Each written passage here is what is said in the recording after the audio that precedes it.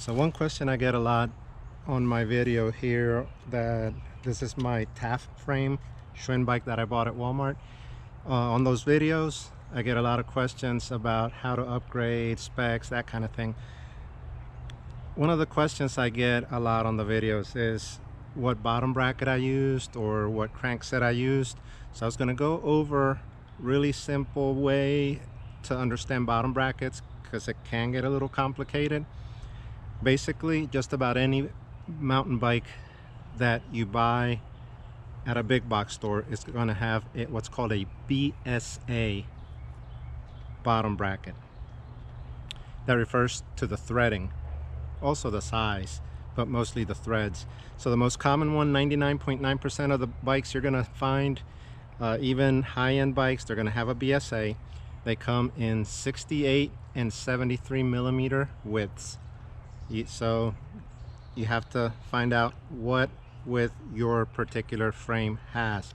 This one, so the best way is actually to break out a little caliper and measure it. This little caliper is a good thing to have, by the way. I bought this at Harbor Freight literally for $2, like $1.99. Right, so I measure it there, and this is a 73 millimeter. So when I buy a bottom bracket, I know that this is 73 millimeters. So let's go over tapered square bottom brackets first. When you buy this one in particular, and just about any one you buy at a big box store, one of the less expensive bikes like the Schwinn, they're going to have a BSA. They're going to come with a tapered square bottom bracket. This one came with the type that has like loose bearings in a cartridge bearings, and you have to adjust them. Those are very old school, and this one, when I bought it, was so tight it wouldn't turn by hand. So if you're having that problem, basically adjust it. Lots of videos out there on how to do it. You're basically going to have cones that screw in here. You're going to have the bearings inside, and then you're going to have another cone that's going to screw into the axle, and you tighten that till there's no play, but you can turn it freely, and then hold on to that as you tighten the lock nut on the outside, and you're set. I really don't like those. They're not sealed. Grit gets in there. They don't last long. They're just not very good. So your best option is to get a sealed cartridge bottom bracket that's tapered square. So what you have to take in consideration is that those are specific. You either have to buy a 68 millimeter one or a 73 millimeter one. Then the next thing to make it a little more complicated is the spindle or the axle length.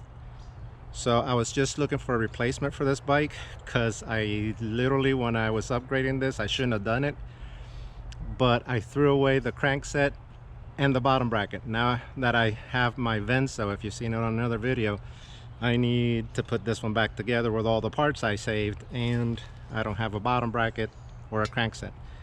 So anyways, in this case, I was looking at a Shimano M361, I believe it was, and on the specs it tells you what spindle it recommends. In that case, it was a 122.3 millimeter. It also comes in a 113. So you have to make sure that you get that specific spindle and bottom bracket width. Okay, so if you're gonna go, the best way to go is go with a modern sealed external Hollowtech II type bottom bracket and crankset. Those would be like the modern race face, ram, that kind of thing.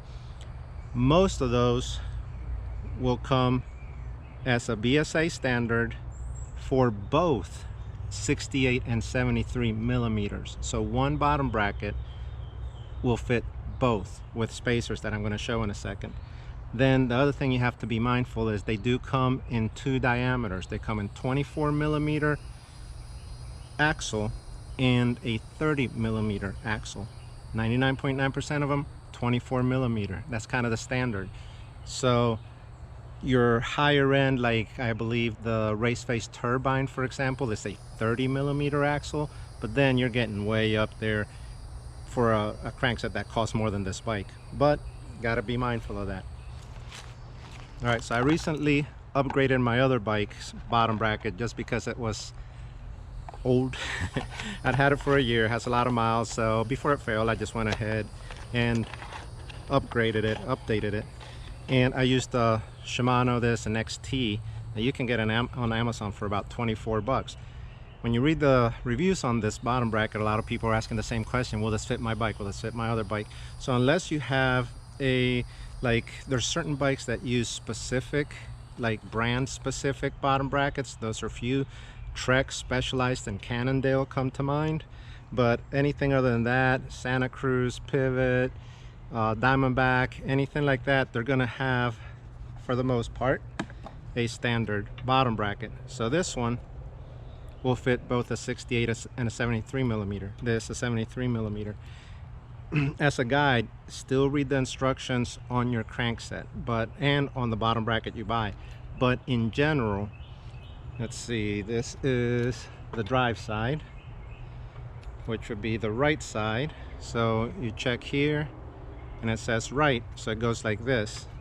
So in general, you're always gonna have one spacer on the drive side, be it 68, be it 73. Again, read the instructions on your particular product, but in general this is true. For a 68 millimeter, you're gonna, on the non-drive side, you're gonna keep the 2 spacers, and this should come with 3 spacers. On this one, which is a 73, I would remove the 2 spacers on the non-drive side and only use one on the drive side, and that will be the correct setup for your crankset.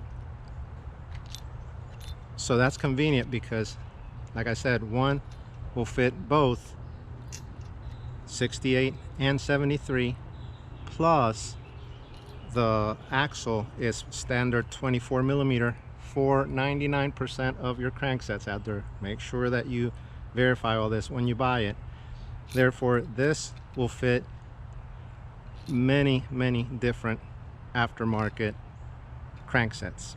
As long as it has as long as it's a Hollowtech with a 24 millimeter axle, this will fit your bike with a BSA, unless, like I said, very rarely will you have problems with that. So if you have any questions, just put them in the comments. One other thing, just really quick, I'm going to show you what 2 types of tools you're going to need for the external bearing, which would be this one. The bearings right here sealed on the outside, whereas the sealed tapered square, the bearings on the inside. So another thing to consider is that when you use a tapered square, the spindle is going to be a smaller diameter because the bearing takes up space on the inside. That's why they made these outer bearing type brackets, because now the bearing does not take space in here and you can use a bigger axle. All right, so I'm going to just grab my tools and just show you which one you're going to use for which type of bottom bracket. This one is what you're going to use to grab the outer bearing, or the Hollowtech Type 2 type bottom bracket, whereas this one is the one you're going to use for your tapered square. Okay, and you can, you know, if you're in doubt, just check with your local bike shop, check online and see what they say, which they work on, but a lot of information's out there. It's pretty straightforward. So that's pretty much sums it up. So if you have any questions, just put them there in the comments, and hopefully I can get back to you or somebody else will answer it. Thanks for watching.